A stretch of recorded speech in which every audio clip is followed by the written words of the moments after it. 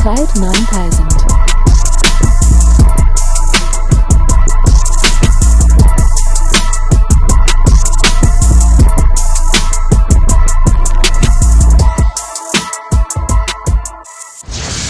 What's happening, people? Welcome to another episode of the Everything 9000 podcast. Go on then, tell the viewers why you're watching this video on Nirmal Sidhu, apart from the reason that I sent it to you.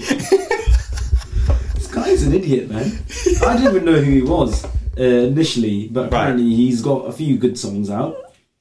Yeah, as in he's very known in the industry. Wait, let's see. He's got about just under 20,000 followers on Instagram. Right. But but then he's obviously in the news. Well, I don't know if he's in the news or if he's just... You forwarded me a WhatsApp forward that's probably been forwarded by... Basically, I saw a tweet Beant put out, and shout out Beant, I met him via Indian Doctor. He put out a funny tweet, man, well, Beant did anyway. So this guy, why don't you just explain the context while I could get onto that then? So this guy, there was meant to be like a parade in Amritsar, like a gay parade in Amritsar, and then he's obviously taken exception to it because he says a lot of rubbish, but he takes the exception. Well, go on, carry. Yeah. And then he's saying like, we need to discuss like why do people become gay? Like what happens that they become gay? And he starts going off about how mothers don't feed organic food to babies, and that's why they turn gay. That's crazy. That's crazy. Or that when you eat golgappe, the imli, the sour bit. When you eat golgappe, that's what makes you gay too. Because apparently that's what women used to do. Yeah. To get that feeling in their mouth. Yeah. That's crazy. And that's what Beant tweeted. He said, Nirmal Sidhu was claiming that golgappe are making youth in Punjab gay. I swear I ain't making this up. It's actually, he's not made it up. That's what the guy says. And he goes like, you're wearing blazers and all that stuff, while he's actually wearing a blazer himself. A red blazer. Yeah, a red blazer. Yo, why? So that aside, the whole parade... caught a bit of traction in Indian media anyway. A lot of Sikhs in particular had views against it because they're like, why Amritsar? Because Amritsar is viewed as a holy city. It's obviously where the Golden Temple is, and that's why it sparked outrage, because it's like, okay, do your thing, but don't do it in this city. Maybe I think that was the thing. Look, we're not going to comment on what's right and wrong and what not. Obviously, I think on the one hand you're looking at, okay, India is a country which is very backward. And very conservative. And steeped in religion, whether that be Hinduism, Sikhism, or even Islam. And Amritsar particularly is obviously very Sikh heavy. This is obviously traditionalism versus modernism.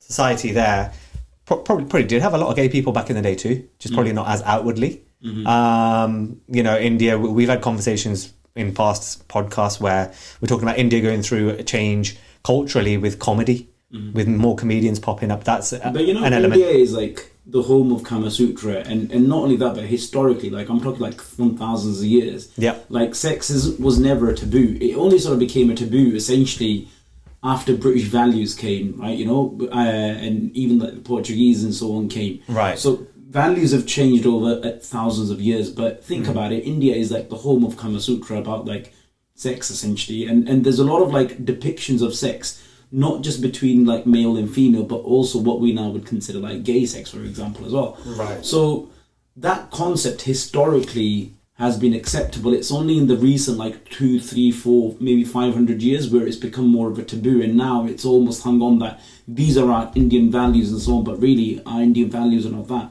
They're just sort of like result of colonialism and past sort of like takeover. That's interesting. I didn't realise that was an effect of colonialism. So if that's true, that's very interesting. Yeah, no, because also like if you think about it historically, like going back again like hundreds and hundreds of years, the clothes that women wore were completely different to what they wear now. Well, yeah, but now that I picture it, you often see the stomach. Exactly. When you look at those statues from like from thousands of years and stuff, those clothes wouldn't be considered Indian culture appropriate these days. Right. So this, in India as a country over the last, let's say about 700-800 years, which has been taken over by like loads of different sort of countries, for example, the Goan, Portuguese and the Goa and all that, and then all the Mughals from Afghanistan. So it's taken like a huge sort of like change over the hundreds of years. Yeah, and then even like the British came in and they brought in their like sort of conservative thinking and their sort of stuff into India itself as well. So our thinking and our culture has been shaped so much by like the last 500-600 years. Essentially, it's not really Indian what we consider to be Indian today. Well, some would argue that is Indian.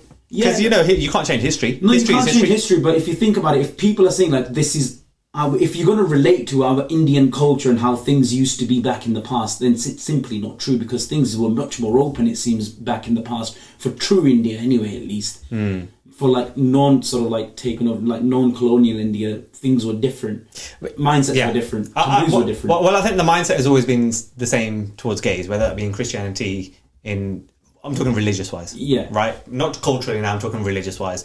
Religion has often been quite combative towards gay people, right? And just recognising same-sex marriage. I think, is it only recently in the UK that it's been recognised? No, it's been for like some years now. No.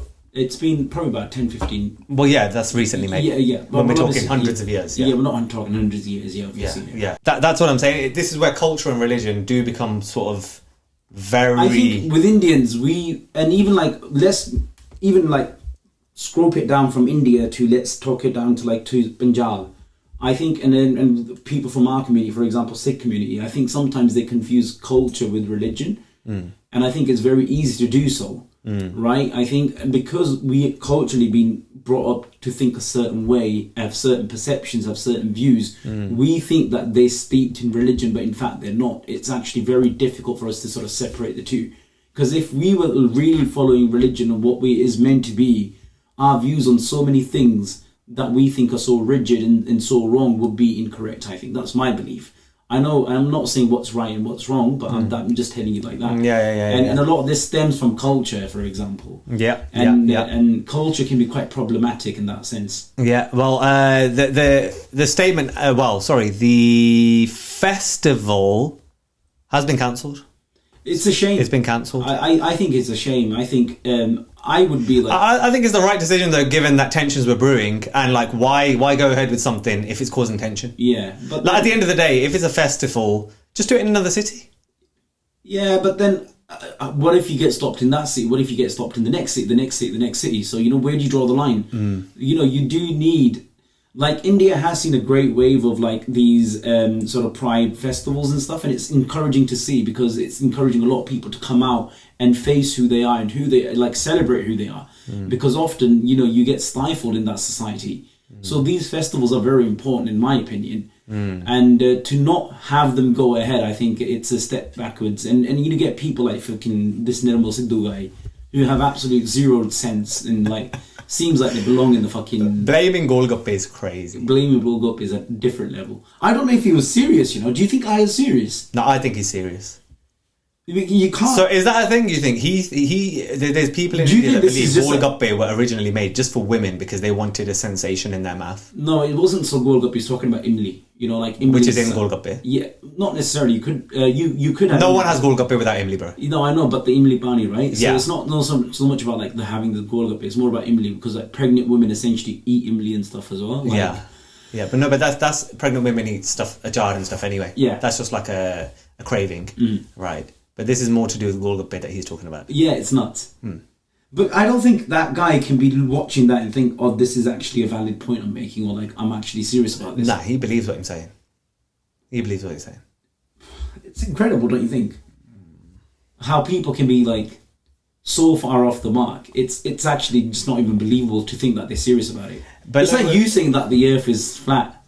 Like, you've actually had an argument with me. I remember driving back from London. Earth is flat? Yeah. No. Can you prove it's not? No, I can't. Yeah, you're right. Earth is flat, yeah. Remember that time we've come back from London? Every time we've come back from London, like in the middle of the night, you've always had this conversation where you've said the Earth is flat. I think we might have had the conversation once, but yeah, we've always had it, yeah. No, that's completely right. No, it's been more than once. It actually hasn't. It has been. No, the thing is... There was one conversation, I remember, with you genuinely, where you were trying to convince me. No, I weren't trying to convince you. No. The fact that I've not seen Earth from outside space. I was trying to convince you as hard as I'm trying to convince you now. Right. I've posed the point to you. Can you prove that it's not? And you can't. I think it's been proved. And the argument I think it gets proved every day by millions of people, I think. How? Because people literally go around, take a voyage around the Earth, you know, when they go sailing and stuff. They start in one place to end up back in the same place. Have you not seen those videos on YouTube about people going sailing alone and they're going to go sail around the world? You do realise that's not literally like a perfect sale in one line. No, you it's do not. realise that, right? No. But then obviously, people are still obviously. I'm sorry, you just making that point No. to prove your point is so bad. And then like how planes. So you're saying there's a boat here, Yeah. and they literally go in a straight line for 365 days, or however long it takes, Yeah. and you think they end up back in that same point? No, obviously is not that how you think it works? Obviously straight line. They have to go around landmass. So then, right? so But then a guy starts in England, in Southampton, comes back 3 years later in Southampton, having gone around the whole world. Can you not do that on flat land? No, you can't. Why Because then not? you're going to be going there, coming back afterwards. But he's not going No, you there and wouldn't. coming back afterwards, No, you going wouldn't. around. No, you wouldn't. You wouldn't then. So why did That's flights? so dumb. So why That's did actually, flights? You've actually... Okay. You're on the smart side of this, and you've just sounded as dumb as you can. How have I sounded as dumb as I can? You literally I literally watch sailing videos on YouTube all the time. It's one of the best things to pass YouTube time. Watch sailing videos. Yeah. It's a whole market on YouTube, man. Sailing. People No, going out sailing. I'm not doubting that it would be, but I'm just doubting why you would watch them. Why not? It's fun. You literally get to see people like hunt and like fish for food, and then they're sailing for days and days and days and in. You're too happy at the moment, man. Let's talk about Trump. So you wanted to talk about his executive orders. I want to talk about his tariffs, man, because it's the biggest thing going on right now. And even today, there's been a further... there's been pushback from China. They're now bringing their tariffs for imported goods into China, American goods, 84% now. Yeah. No, but then, Trump thinks that this is hurting China, but it's actually hurting US companies and US consumers. Explain. Because the tariff is on import, right? That any product that comes from China is going to have to pay 104% tax on it being imported. All the iPhones, all the major sort of electronics sort of get shipped by Apple from China, right? Correct. And that's the bill that Apple are going to have to foot. It's not China paying. It's not the Chinese government or the Chinese consumers paying the US to take the product. It's the US buying the product from China. 100%. Right? And that's why the US, the companies, Apple, and the US consumers are going to have to foot that bill. 100%. Right? Our iPhones are going to cost about 3 bags. Exactly. But well, going back a bit into history, so what's happened is during this whole capitalist boom, if you like, big American companies, think Nike, right? Think Apple in more recent times. Pretty much a lot of their manufacturing takes place in China. Yeah. Right? I'm just dumbing this down a bit we really understand, right? So these are American companies, their manufacturing takes place in China, but the thing is, I'm pretty sure they don't... Are you sure that they pay an import tax when they come back, though? No, as in because it's not so it's not as simple as what I'm. So I don't think Apple does actually pay an import tax. It's not so much, but for example, if somebody's gonna look, the Chinese authorities or the Chinese factories that are selling these products, that are making these products, they're not going to be out of pocket by it, because essentially they're not going to foot that bill to make something, because the demand is in the US. Right, for that product, right? So if those people want that product, if those companies want those products, they are the ones that are ultimately going to foot the bill through increased prices, through just generally. Yeah, right? Okay. Yeah. So I agree with your point in generally, but it's not that they'll pay that 104% or whatever it is. Yeah, but then I don't know who does. I don't know how I don't know how international trade works. Okay, so but generally speaking, if you think about it, if for example you're selling a product now, and all of a sudden that cost of selling that product is gone exponentially up by 104%, you're not going to put yourself at loss. You're just going to sell that and market that product at 104% to cover that bill, aren't you? Yeah, no, I know what you're saying. The consumer foots the bill. Yeah, exactly. Yeah, the consumer foots the bill, so it's going to be an increase in prices for the consumer. Correct. I think. I wouldn't expect these tariffs to last, by the way. Oh, yeah, I think it's obviously there's a war going on, tariff war, right? And I think what's happened is, like I said, manufacturing was sent to China. In the meantime, what's happened is, I was reading up on this actually. So it's like a lot of manufacturing for a lot of things. So, for instance, if you take like a battery, right? I'm not talking a standard Duracell battery. I'm talking bigger batteries, right? Yeah, that go into phones and stuff. Exactly, yeah. So production of these are in China. And the thing is that the core nucleus that gets that battery operating in a quick whizzing way, that's made of rare earths. So like actual minerals, etc., which China as a country, more than anyone else, has found a way how to commodify. They're very efficient at finding those rare earths and turning it into a battery, turning it into stuff that you need for motors, electric motors, so on and so forth. So yes, America might have your Teslas, but really And yes, they could make the majority of the motor in America, but they need this Chinese ability to turn these rare earths into this special thing that turns that motor into the motor. Otherwise, they're fucked, right? So China has obviously really driven up their manufacturing to the extent that America isn't seeing the benefit in the sense that nobody in China is buying American shit. Yeah, nobody does.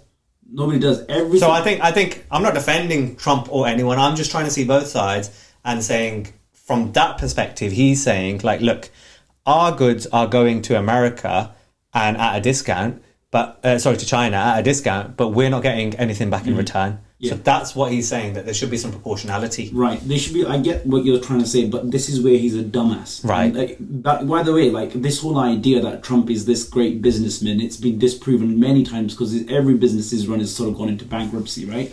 So you either listen to a buffoon or you listen to actual economists. Right. Right? Right. There's not a single economist who backs this idea. In fact, there were even donors that were backing Trump because they said, oh, Trump's going to make the economy great. Now, all of a sudden, they're calling these tariff wars absolutely like nuclear wars for them. Right? Okay, yeah, I can't remember. There's a billionaire who backed Trump. I can't remember his name. And now he's had to eat his own words and stuff because he's calling these tariff wars like a nuclear war, basically, right? Like a nuclear economic war. Nobody comes out good at the end of it, right? People that will suffer the most are going to be consumers, right? It's essentially our recession. It's our recession. It's our 2008. Exactly, it is. And why is it there? Because some buffoon thinks that they know what they're doing, and we've had people vote for him, and it's absolute. I don't even know how to fucking where to go with this, but it's incredible how we've actually got like a little kid at the top of the most powerful country in the world. I think there was another point I heard someone made that it's again trying to just put the American point of view out there, right? Just posing this to you, obviously, and I don't personally agree with it, but just posing the view out there. It's that whilst we've got nations like China really focusing on their manufacturing sector, Americans are just better at making TikToks. Yeah. So I think they're recognizing their lack of skill and lack of self-dependency. Tomorrow, if they need to make vaccines and these technological like advances in manufacturing, etc., I think they're recognizing that they're a bit fucked. Because I think that's the trend. Like, okay. Because let me explain. Because America has the biggest economy in the world, right? But 80% of that economy is consumer based. Yeah. So they're the leading consumers. Exactly. So they're not producers in anything, right? And that's where there's a deficit between them being a consumer and a producer. Yeah. And that's not necessarily a bad thing. It depends on your country if it's a good thing or a bad thing. Right. I think what's happening here is that it's against the status quo to go against what's happened in the past 30 years. Like, oh, we're consumers, we're not producers. It's not so much 30 years, it's been actually more than that. So the last time the tariffs were so high was during the deep recessions of during the Depression era in the US. Yeah. It basically, they put tariffs off and it made the situation much, much worse to the point where people were, during the Depression era in the US, people were starving and stuff. It was obviously, it was well before our time, and we can only go off by what we've read and what we've seen and stuff. Yeah. But that was probably like the bleakest time of the American economy at that point during the Depression era. So these were the last times they tried that strategy of putting up tariffs and stuff, thinking it would help, but it made situations worse. So this really isn't something that's a proven theory. It's a tested theory before, but it's not been proven to work and for anybody's favour. Right? You live in a globalised world. In an ideal world, in this globalised world, all countries would work with each other, and you'd keep, look, China's really good at this. Okay, we use them here. America's really good at this. You do this. But the thing is, there are tensions between countries. No, there are, of course. But then that's how things keep an equilibrium, because in the era of globalization, right? Everybody needs everybody. Right? Exactly, yeah, okay. But that's not... No. That's ideal. It's ideal, but then how are you going to break away from it? Are you really going to start producing and manufacturing Teslas yourself? Are you really going to start manufacturing iPhones yourself? You're not. What's wrong with thinking that you want to? No. You want to, yeah, that's fine, but are you going to? Are those companies going to? They're not. Unless you force... what he's doing then, he's forcing the hand. He's not forcing the hand anyway. Of America, he is. No, he's making the people suffer. Those companies are not going to change their ways of... They're being brought up to be capitalists.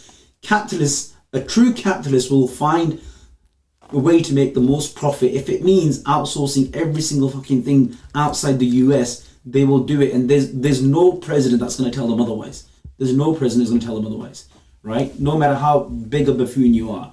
This guy is an idiot who literally does not know anything. This is a guy who suggested... I don't think he doesn't not know anything. No, he doesn't know anything because he suggested injecting fucking sanitizers or like thingy into your veins to counter COVID, right? So this is the type of the level of intelligence we're dealing with as a president. Okay, move on, please. You saying that I don't think he doesn't know bro. You're an actual Trump fan, man. That worries me. That worries me that you're an educated man who actually thinks, oh, I can see his side though, but bruv, shut the fuck up and move on, man. No, I can see his side. Yeah, of course you can. That doesn't mean that I'm a Trump fan. No. I think the difference between us is being open to both sides of an argument. Right, no. Or being open to stupidity. If it's the other side of an argument and you want to call it stupidity, that's because maybe you're too deep in your bias. Oh no, maybe. Have you ever thought about that? Bias to, like, I'm not deep in the bias though, because I'm not necessarily your saying... bias is like, oh, if Amrit thinks this, I must think differently. Oh, not at all. No, it's not even. Well, to be fair, experience with you has proven that thinking the other side of you, it's got me through life pretty well so far. Okay. I might continue doing it. Okay. The thing is, right, people like yourself that are obviously very, leaning left a lot. Oh, here we go. The problem is that if someone disagrees with you, they automatically become an ultra right wing. No, it's not. I've not called you ultra right wing. You do all the time. But then I can pull up about 5 podcasts where you have. But then the amount of times you've brought up chemical. The thing is, a centrist can bring up a point against very left, and because it's just an alternative view, automatically I'm a right winger. Right. Okay. And then that's why people like you often even though you probably are in the right, but the way you go about stuff and talk about it and throw your toys out the pram when someone proposes an opposing view, it just makes you sickening to listen to. Are you going to use the term toys out of the pram on me when that's been associated with you for many, many years? I think, buddy, we actually came up with a term for you. Yeah. In the friendship group. We didn't, you did. Yeah, exactly. In the friendship zone, no. No, yeah. No. Amrit, when it comes to politics, if anyone throws their toys out the pram, not the even many listeners here know who it is. Okay, not even let's forget politics, but in general life. No, but we're talking about politics. When we've gone through university, when points of certain things have happened, you're known to throw toys out the pram, so don't use that term with me because that term is very much associated with you, my friend. No, that's fine. That's your liberal left coming out again. Right, okay. And your supposed centrist views, yeah? Okay. Yeah. Cool. Yeah. So it's wrong to be liberal then, yeah?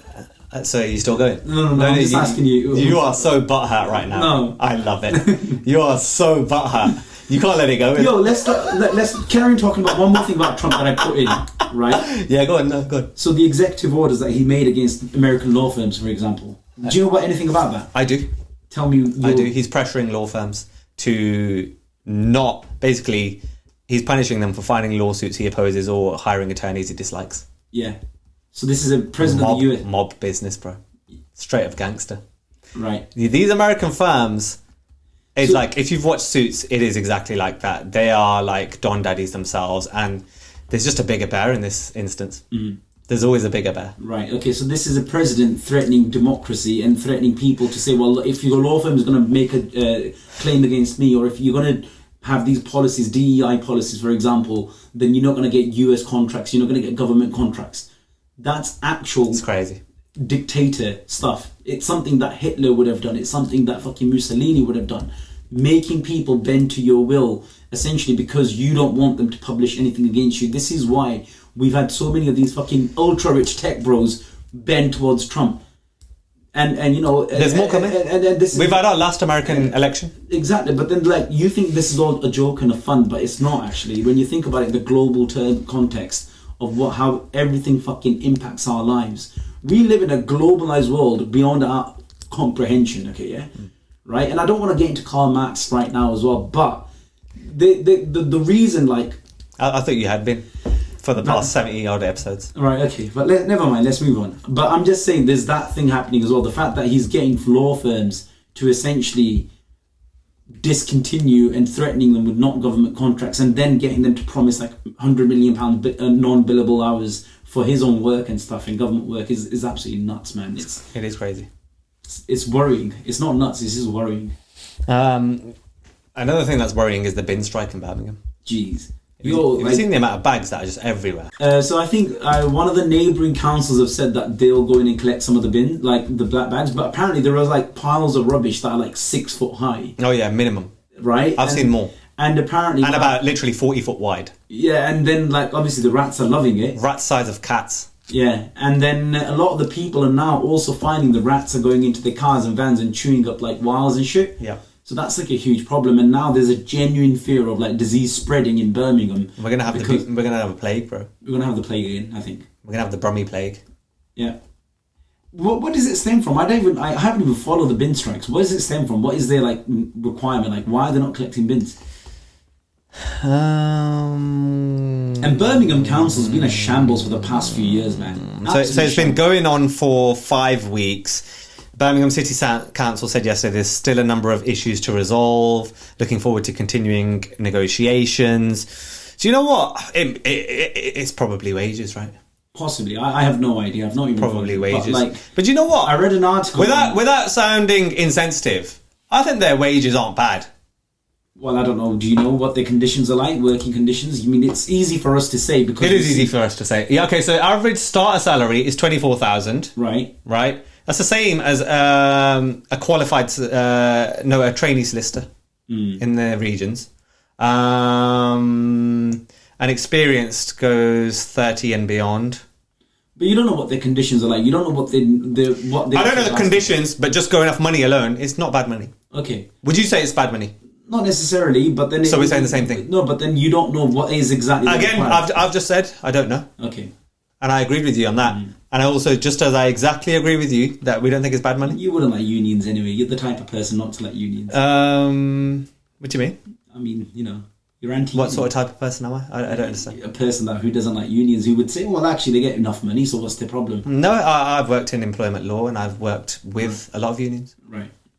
Probably got more experience than you. No, of course you. I have. Dealing with unions. Trade unions. No, exactly. I've never worked in employment law. So just don't talk on what you don't know. Yeah, no, but I'm just saying. Do you want to say sorry about that? No, because my point still stands. You probably. I have worked. No, but you just said a completely false statement. I have worked with unions. Yeah. Do you like unions generally? Why not? Do you think they're a good idea? Why not? Okay. It gives rights where there's probably not rights. Fair play. I didn't think you would. Okay. But I still don't owe you an apology. Why don't you just said fair play? That says a lot. Did you? This was a big, obviously, a couple of weeks ago, but we've not done a pod since then. But did you watch Adolescence at all? Yeah. You watched it? I've cleaned. Okay, give me your thoughts, because I've got a lot of thoughts on this, but give me your thoughts first. Well, there's 2 ways to have a conversation. One is about the quality of the program itself, which I think was top notch. Right. You can't deny how good a program that was. Okay. Right? Yep. And the way it was made. But generally, I think let's talk about if you were to talk about the content and so on. But I thought it was fucking scary, man. So, okay, let me give you all my views then, yeah? Right. And then let's talk about it, right? So, firstly, we need to talk about the whole one-shot thing, how it was shot. Yeah. Right, so did you clock that when you watched it? Yeah. Okay, yeah. So I obviously did. I geek out on stuff like this, and... Obviously, I caught it early in episode 1 that it's one shot because they obviously follow the officer in. The only way the scene is moved is if a person carries the scene. Yeah. Right? There's not a jump cut. There's no cuts. At the end of episode 2, it was brilliant because there was a scene where the drone. Ashley Walters came outside. I forgot what it's called now. Detective Inspector, whatever it was. He walks outside and then the drone takes off. Yeah. Right? And I actually figured out, before I saw the behind the scenes, how they did that. Because I was like, okay, there was a camera there. They've attached it to a drone and the drone's gone. That was amazing. Because I loved the fact that I clocked what it was. So obviously they're playing into the fact that people will clock it too. And it's just good like that, right? The whole one-shot thing, it was done to add tension and drama. I think it worked in parts. I don't think it did in others. So for instance, in episode 4, where they're just driving to B&Q or whatever it was to get some paint, I thought that was a bit of a wasted scene. Like, it was a long scene. And I don't think that necessarily kept the drama there. I'll be honest, I thought episode 3 was probably... That's the whole counsellor and the kid. That was probably one of the best things I've seen in dramas. I can't lie, that's up there. That is very, very good. That was brilliant. And shouts out to the young boy who acted. I think that was the first time he acted on set. Yeah. Right? Wow.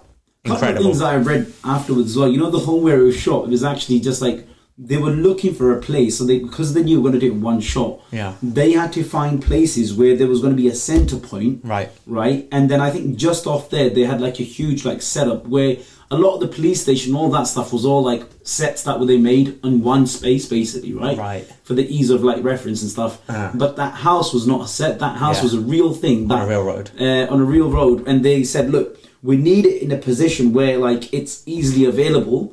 So it had to be like the main road, and it was right the house in front of the main road that came connected to it.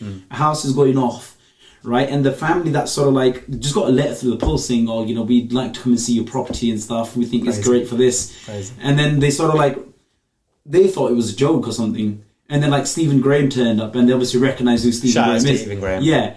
And then they were like, oh, fuck, this is real. And then so they were made to then, like, they had to leave the house for about 3 months or something. That's crazy. And then they basically just changed the whole, like, house and made it as it is. But that's not how the house was generally anyway. That's probably like a 50k budget. Yeah, and then... Would you do that for 50k? Give your house up for 3 months for about 50k? Yeah, bro. You mad? And then they left some... Easy 50k. Yeah.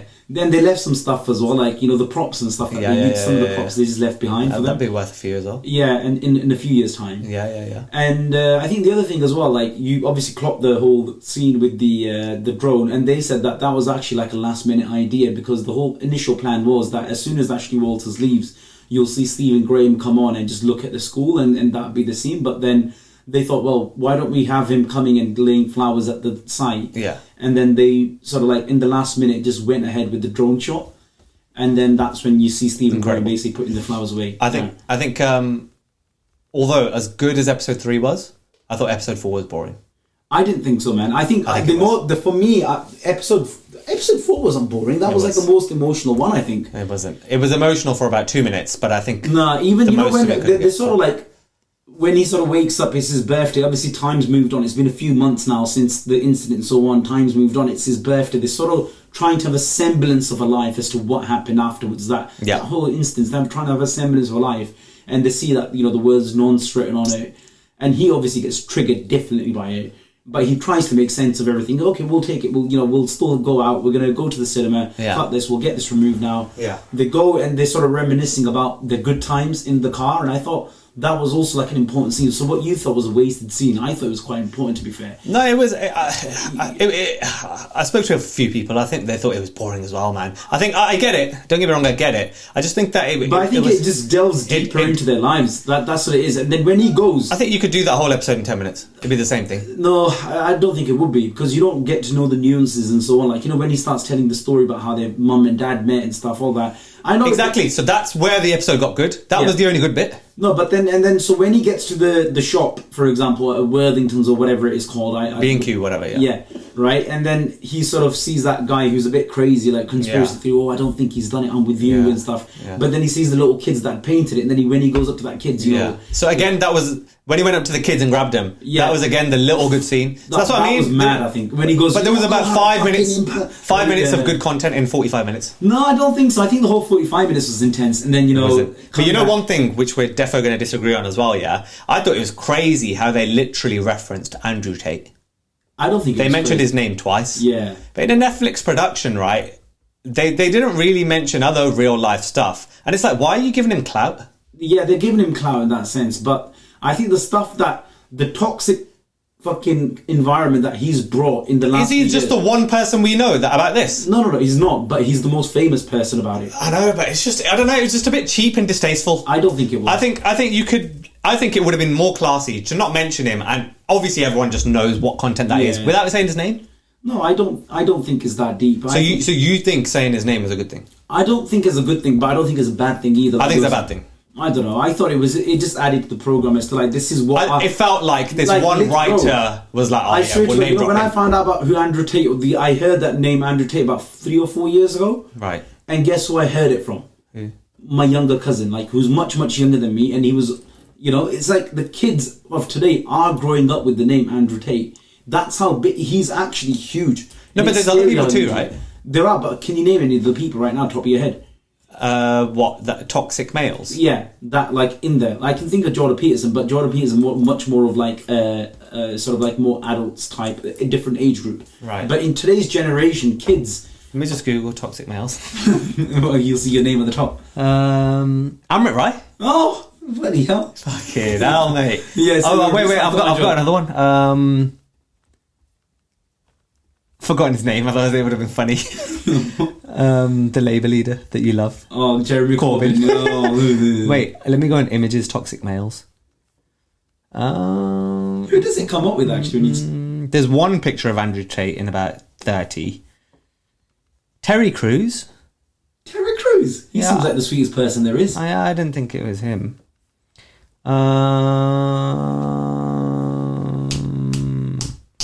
There really isn't anyone else. Right, so there's no toxic males in the world, you think?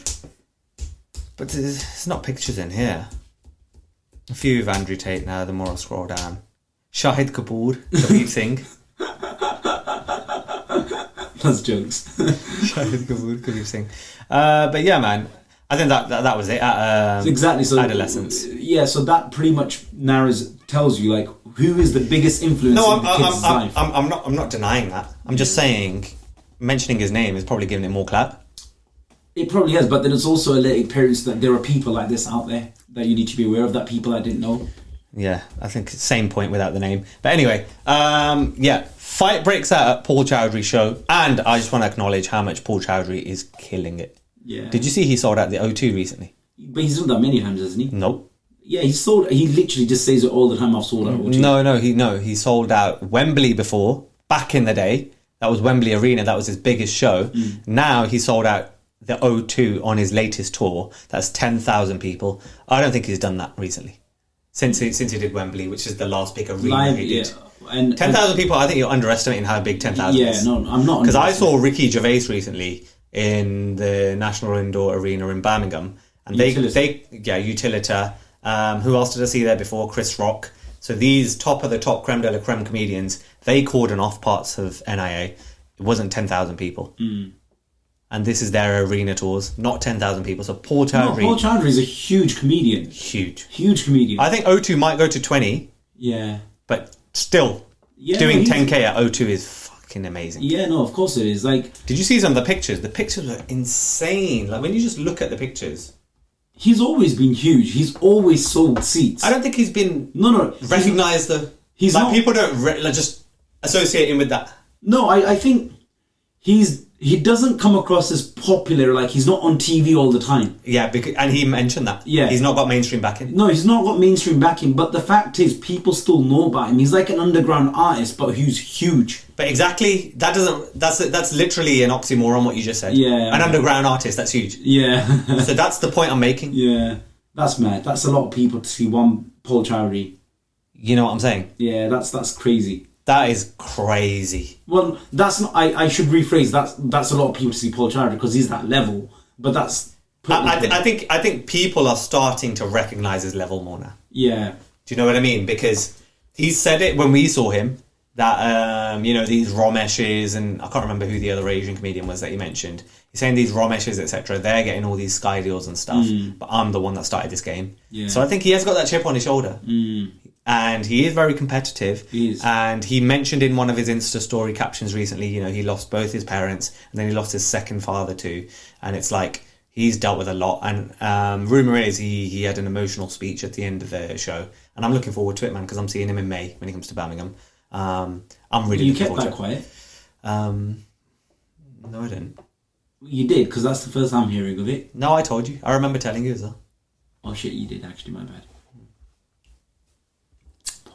But yeah, a fight broke out at one of his shows in Essex. That's nuts. But like, his crowd is mad though, man. Like, and then I'm surprised he's not the one who's fighting the fucking crowd, because there's so many instances where you think, oh, it's a bit edgy. He goes in on the crowd. Calls people bitches and bastards and stuff. Straight up. Like no fucking tomorrow. Like no tomorrow. No tomorrow. But like straight. Yeah, but then it's also like a lot. Do you think it's a bit toxic? What do you mean? Like what he says. Do you not think sometimes it's a bit problematic? Do you not think that's just like this straight up Punjabi language? No, it is. But do you not think it's a bit problematic in the sense when he just directs it at... I don't want to say he directs it at women. It's problematic when you call me a... Yeah, true. So, but what isn't problematic? No, but I'm just saying, because when we went to see him that day... Yeah.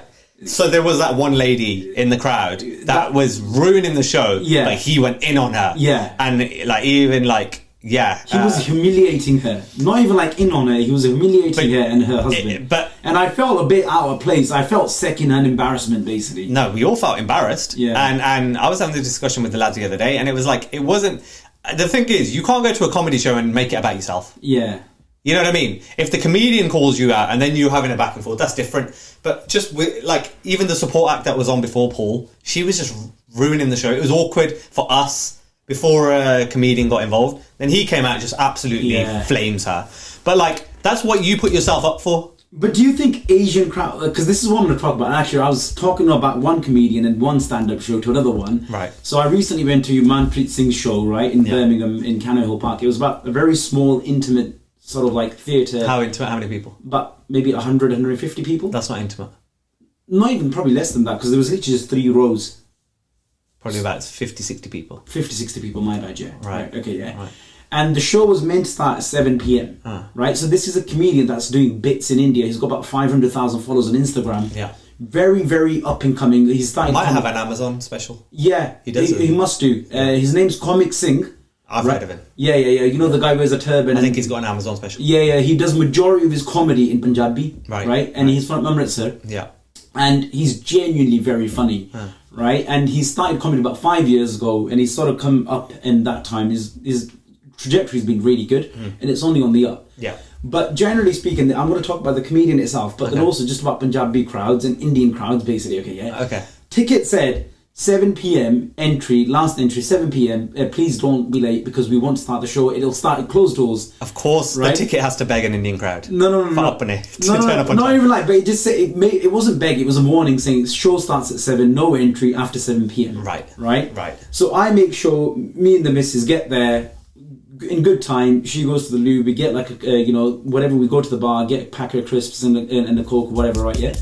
Yeah. So spending the fee. Of course you are. Just and then we were in the theatre, and I thought, you know what? Let's hurry up. It's like 10 to 7. 10 to 7. I'm like, oh, we're getting late. Hurry up. Right. So we're there, nice and 10 minutes before 7. Yeah. And I'm seeing like, actually, shit. There's only like half the people here. Like majority, I would say 60% of the seats are still empty. Yeah. People are rolling in at 7:05, and I could see clearly like a manager who was going there, like who put the event up. He was coming to the room every 5 minutes, seeing how many seats are filled, right? Because you don't want an artist to come out, especially in a small room like that, and only see it like because it was sold out. The event was sold out, so technically every seat there should be a bum on every seat, basically, right? Yeah. So he's coming out, and now it's like 7:23, and it's about 80% full. But I could see 2 women strolling up like it's fucking nothing, with drinks in their hand. They don't give a fuck. They don't give a fuck, and they're just walking in. They're just talking and talking. I'm thinking, I can imagine you're stressed at this moment, bro. You're like that manager. No, I was saying to my wife, I was saying like, look at these fucking arseholes. Who do they think they are? Walking in at this time. They must have got in at like into the venue at 7:05, 7:10. Thought, you know what? Fuck it, we'll go to the bar. We'll get a couple of drinks, and then they're strolling over, chatting. And all that, being loud, come and sat down, they're still talking, not stopping. I was fuming because they were sat in front of me. I was fuming differently. There were people that were sitting on different seats, right? Ultimately, the show starts at like 7:32 in the end. Right, that's not bad. It's not bad, but then there were still a few seats missing. And then while he's starting the show, those 2 exact women that were like coming in late, they feel a bit chirpsy. Right. And they're like just fucking stopping him. Chirpsy or chirpy? Like chirpy, for example, my bad, yeah? You wanted to chirps. Right. Right. So they were being a bit chirpy, and he's like, okay, and she's recording him, and he's like, look, can you not record, please? Like, what are you going to do with it? Like, she's like, I want to send it to my husband, but he's like, fuck off, bro, like, stop recording. You know what? I think they complied with that. Yeah. And then there was this one, the Indian geezer, who just fancied moving seats. Right. And like, he's doing his set. Uppany love doing that. Right? My man's doing his set. He's started now. He's making people laugh, and he's interacting with the audience. You know, he's asking questions and stuff. Yeah. But my man just goes from one here, comes closer, and like, yo, and the comedian, he interrupts him. He goes like, "What you doing? Like, what happened?" He's like, "Oh, nahi paji, oh, seat to jata vadiya viewer," and it's just shit like that, bro. It's proper dissy. It pissed me off so much. It ruined my experience, man. But then, when I was that aside, once he got going, the show was brilliant. It was funny as fuck. And I think kudos, man. We need more stand-ups in like Punjabi and Hindi, in other languages, in regional languages, is really important. What would you do in that instance? Somebody was doing that to you in your stand-up. I think you open yourself up to getting absolutely fucking flambasted, Paul Chowdhry style. But he didn't. I could imagine Paul Chowdhry actually kicking people out, but this guy was too nice for it, I think. Nah, I think Paul Chowdhry would also just do what he did, what you saw. Yeah. Just absolutely rip him, and then you're shook. Yeah. Then you're like, okay, I'm not going next. Unless you really want to be centre of attention, like that woman was being. And he even actually stopped security at the time to say, okay, just don't kick her out, let her off one more time. So, like what happened at his Essex show, they don't want this to go down, right? You want some back and forth, like Jimmy Carr's known for his heckles, and that adds to his show because you're looking forward to a good heckle as well. I think there's a fine line. He's had loads of beef in the past where he's had to kick people out. You literally watch. Well, there was that whole YouTube. Did you see Peter Kay? Heckler? You'll see fucking shitloads. Well, of did you videos. see that there was a whole Peter Kay kerfuffle about 2-3 months ago? Peter Kay did his comeback tour. He's huge. Yeah, Peter Kay is like the biggest comedian. No, I wouldn't say biggest, but he's been the biggest for the generation above us. Yeah. Along with Michael McIntyre, and there was like problem at his show. And he kicked out 3 or 4 people. It got to a point where there's an arena full. He sat down on a chair and the show was stopped for about 20-25 minutes, kicking these people like, yeah, kick her out too, she's chatting shit, this, that, and the other. It became a whole thing. And people had 2 sides to it. Like, yeah. Yeah. But yeah, talking of shows, Neha Kakkar cries on stage after being 3 hours late. It's jokes. Give me more context than that. So she made headlines after arriving 3 hours late. She's been a bit of a figure of ridicule recently in the media and stuff. Like in the recent last couple of years, she initially started doing. She's obviously, for context, for people who don't know Neha Kakkar is, she's like a huge Indian artist, singer that does a lot of songs in like Hindi films and stuff. She came through like just posting YouTube videos, and she just got discovered through YouTube basically, right? And became like this huge, rich star singer in India. So this was a live concert in Melbourne. Right, video was shared on Reddit, singer breaking down on stage, thanking the audience for waiting for her patiently. However, the video drew diverse reactions on the internet. Even the live audience can be heard teasing Neha for her outburst of emotions. The video recorded some angry reactions from the live audience. Go back, rest in your hotel. Another person was heard saying, this is not India, you're in Australia. We've been waiting for 3 hours. Very good acting. This is not Indian Idol. You're not performing with kids. Yeah, so the whole thing with Indian Idol is like, you know how with the reality shows, like singing reality shows and like talent shows, they always come with a sob story, and then like you see the judges sobbing. Basically, she's like the biggest sobber in those shows, so she gets ridiculed. That's what I'm saying. So she's a bit of a pick-me. Yeah. So basically, she for the past few years, she's been ridiculed for like basically crying at everything. So they could be said like, oh, I had to walk over from my house to here, and they'd like be like, oh, it's so sad. Yeah. But yeah, that's nuts. What would you do in the sense that if you went to watch somebody and they were 3 hours late? Bro, I wouldn't be there post 1 hour 15 minutes. What if it's Kevin Hart 3 hours late? 2 hours. Drake 2 hours, same level. Okay. Kendrick or something. Kevin Hart and Drake, that's my level. Okay. 2 hours. Sarojit Jima. 3 minutes. Okay. Minus 3 hours because I wouldn't be there. Satinder Sartaaj. How long would you? One of his songs would last 2 hours. So how long would you wait for Satinder Sartaaj? I wouldn't go to a Satinder Sartaaj concert. Are you actually being real? I'm being real. You would, if I said to Satinder Sartaaj coming to Birmingham soon, by the way. I know he is. So if I got you tickets and said let's go Satinder Sartaaj, I'd sell it. I'd take the ticket. I'd sell it. Why, bro? I'd make profit, bro. Why would you not go to Satinder Sartaaj? Because there's someone out there like you that would love it. Okay. Why would I take that experience away from them? I'm an Indian girl. Again, wouldn't be there. Karan Ojla. How long would you wait for him? Hour and 25. Diljit. Hour and 25. Maybe 30. You'd wait 3 hours for Diljit. I wouldn't. You would. I wouldn't. You would. I wouldn't. I'd wait for 3 hours for Diljit. I wouldn't. I would. You would? I would, yeah. You might as well wait 5 hours and get on your knees. I would. Because Diljit shows are different, man. I've actually been watching a lot of his live concerts and stuff on YouTube. So you'd pull out £200 for it? I might do. Only if it's just for myself. I wouldn't pay like... you know what it is? It kills it when you have to like pull in for like a partner as well, for example. Because that 200 then becomes 400. Then I think, is Diljit worth £400? Can I just get that vibe at home? Vibe with Daily Midi. Yeah. So I don't know, man. Yo, look. Listen, Lindt are selling their own version of the Dubai chocolate. Everybody's. For a tenner. Not Lindt, everybody's. Bro, that Dubai chocolate craze it's gone too far. There's a whole article about it I read. Like, literally, everybody's doing... You know, Aldi has one. Bro, it's Lidl gone too has far. one. It's actually gone too and far. And Lidl has one, and they sell I've tried the original. Like, the original. I've got a video. I need to release that, actually. It was on a cloud vlog. And, bro, it's not even all that, man. I don't get it. It's not even all that. I think I had a version of it in Birmingham once. It was £10 for that chocolate. Of course you did. I spent... £45, was it? It might have been, you know. Because it was Deliveroo. Yeah. Fix. But even like Aldi, M&S have their own version. Everybody has their own version now. Bro, it might be going too far. Do you think so? It's going too far, It's just like a glow. You know, the world that we live in today, when something goes viral, it goes viral differently, man. The last quick big viral thing was Salt Bay. Remember? That's like... That wasn't the last, but yeah, I know what you mean. No, but what was the last big viral thing before Dubai chocolate? Tell me. No, it wasn't. There's been like a million things that go viral. Tell me one thing. But that went viral around the world. Viral. Like everybody in the world that has a phone knows about it. TikTok. No, TikTok's a platform. I'm not like... It only went viral from 2020. No, but what I'm trying to say, I'm not saying like a platform. I'm saying like what else has like gone a product viral? or a person. Product or person that's gone viral. Okay. Like on different levels. See, you can't. The last thing I can think of is Salt Bay. All right, let me think, because that's a good question, man. Viral since... Hezbollah is viral. Speed. Speed, is he viral or is he popular?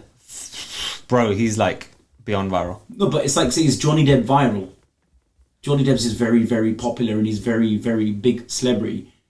Speed is like Lionel Messi, is he viral? Ronaldo, is he... No, they're not. They're just very, very popular. So I wouldn't say Speed's viral. I think he's very, very, very, very, very famous. Will Smith's slap. Again, I don't think it was viral on the levels of... Oh, come on. The world knew about that. Amber Heard, Johnny Depp. That was like the whole thing. Was that... This pink sauce? I don't think I saw about that. I don't even know what that is. It's not been that viral.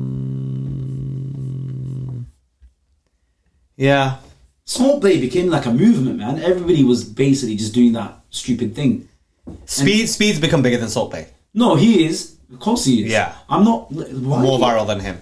I don't... Again, he's not viral. He's just extremely... No, he's viral famous. in the sense that he's in like clips on your feed all the time. That's virality. Well, so's like Ronaldo or Messi, for example. Are they viral? No, that's more dependent on feed, man. I'm just talking about someone literally rising to celebrity fame in 3 years. I don't think even Johnny Depp's and these other guys, they didn't do it like Messi's, Ronaldo's. They had longevity over about 10, 15 year careers. Yeah, but I don't. Again, So for something to go viral in a 3 year period, that's an example there. Would you think Sidhu was viral in that case? Because he had a 5-year career. His death was viral. His death was viral, but if you think about it, he really had like a 5-year career, didn't he? Really? Yeah, so he had like a viral rise of fame as well. Yeah. Yeah. What we need to talk about is Bend It Like Dex. Bend It Like Dex, what's that? Bend It Like Bex has been upgraded to Bend It Like Dex. Yeah. Oh, Declan. Oh, Rice. Oh, jeez. Did you see the goals? Wow. To consider, he's played like 380 odd games in his career, and never scored a free kick, right? Never scored a free kick, and then to pull out 2 Roberto Carlos specials, a Roberto Carlos special and a David Beckham special. Yeah, no, it was more of a Messi special. The second one. The last time I saw... Is it better than that goal against Liverpool? That's what I'm saying. It's on that level. That free kick against Liverpool that Messi scored, I thought was the best free kick in the world. And people are saying this one's better. Arguably, yes. Possibly. But you know what? That Roberto Carlos free kicks were mad. But that Messi... No, but this one is also mad. Yeah. But I'm saying that, you know that one that we would have grown up watching... If you took that ball would be going 45 degrees. Yeah. Whereas that went 45 and back to 0. Yeah. That was a mad free kick. Not good as Roberto Carlos is, though. No, Roberto Carlos was about like fucking from halfway line. And he was just... It was nuts. And but I thought the second free kick was better than the first one. The second one was very Beckham-esque. Beckham-esque, that Messi type free kick. That's crazy. And do you think Arsenal fans were going crazy? But I've never seen Arsenal fans like that. They were like, "Yo, give West Ham another 50 million." Yeah, bro, like that team sheet that they had. Arsenal, you say? Yeah. You wouldn't think That there's no... If they could scrape a draw, you'd be thinking, you know what, fair play. To come away with 3-0. I think the whole way Madrid was set up, man, I think they were just expecting to go through the motions. Yeah, I watched the first 65 minutes. And then I missed 2 goals and saw them on Twitter. The 2 free kicks. I saw the first goal. I think it was before that, yeah. No, I saw one of Rice's free kicks. I didn't see the last 2 goals. Yeah, that's it. And basically, I just think Madrid went there for a bit of like, it's calm, we're going back to the Bernabeu. You know what I mean? Let's just get through with a 0-0. Or even if we're down by 1, that's minor. Do you reckon they're not going to be able to make a comeback now? Nah, bro. Real Madrid, the whatever you want to call it, the aura, the heritage, the culture, the juju, got the Galacticos, black, man. Huh? They've got Galacticos there now. Of course they do. No, the team sheet on paper is incredible, but and they've got a top manager. They do. I think all he needs to do is raise his eyebrow. Yeah. And he did it at the press conference. You know, when the commentator was saying, "Oh, so at the Bernabeu, are we going to see a comeback?" He heard the word comeback, and he was like, "Bro." When he made that face, I think Madrid still might. It's done. I think Madrid might do them. They could. They could. There's more possibility of. I still think there's a better possibility. It's still. I'll tell you what. What says it all is that it's still 50-50. Yeah, I would say so. But I'll give you a stat. Arsenal haven't conceded more than 2 goals since like 2023. Fair play. So what's to say they will? Madrid at home. Yeah. Yeah. I want Madrid to be on 9,000. I don't. I'm a Barcelona fan. Fuck off. I'm a Barcelona fan. Fuck off. It's all about Hala Madrid. Hala Madrid. Hala Madrid. Okay. Vamos. Let's go. I've always hated that crop of Ramos, Ronaldo type. Obviously, because they stole a couple of Champions Leagues from you. Right, okay. That's the right word, they stole. 100%. But yeah, like... Villa as well. Villa got through late. 13-year-old Indian cricketer won a $130,000 IPL deal. You put that in the chat. Yeah. That's nuts. Yeah. Vaibhav Suryavanshi from the eastern state of Bihar. You're 13 years old. Imagine being discovered at 13, man. Like, and getting a contract for £130,000. Which is 11 million rupees. Yeah. That's just like, you know, I read an article, see, that kid's born in a little village and his dad's basically dedicated everything around his cricket.